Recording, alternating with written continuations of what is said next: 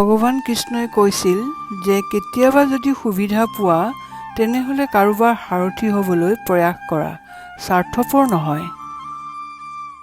ভাল কাম কৰি যোৱা বৈ যোৱা নদীৰ দৰে, বেয়াবোৰ নিজে নিজে পাৰত লাগিব। কাৰো বৰ্তমান পৰিস্থিতি দেখি নাহাঁহিবা, কাৰণ সময়ৰ ইমান শক্তি আছে যে কয়লাকো হীৰালৈ পৰিণত কৰিব পাৰে। পানীক কেতিয়াও লেতেৰা নকৰিবা। কোনোবাই নহয় কোনোবাই পান কৰে। সকলো সময়তে দুখী হৈ কান্দি নাথাকিবা, কাৰণ কোনোবাই তোমাক চাই বাচি থাকে। আপুনি কিমান শুদ্ধ বা অশুদ্ধ মাত্ৰ দুজনে জানে। প্ৰথমজন হ'ল ঈশ্বৰ আৰু দ্বিতীয়জন হ'ল নিজৰ অন্তৰাত্মা।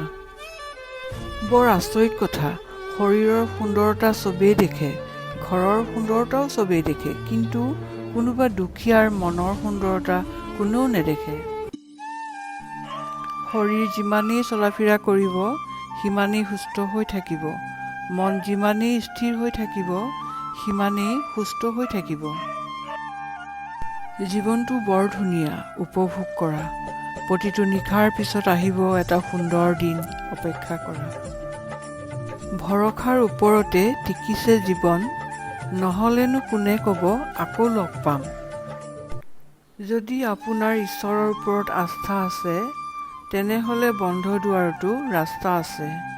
নিজৰ বিষয়ে একোৱেই নক'ব, আপোনাৰ ভাল কৰ্মই আপোনাৰ পৰিচয় দিব। শব্দনো কি, এইটো ফ্ৰীতে পোৱা যায়। আপুনি যেনেকৈ ব্যৱহাৰ কৰিব তেনেকৈ তাৰ মূল্য পাব। শুনিবলৈ শিকক, ক'বলৈ চবেই জানে। সকলোৰে খেয়াল ৰাখিবা আৰু তোমাৰো ৰাখিবা। সদায় হাঁহি থাকিবা, কেতিয়াবা নিজৰ কাৰণে আৰু কেতিয়াবা আপোনজনৰ কাৰণে।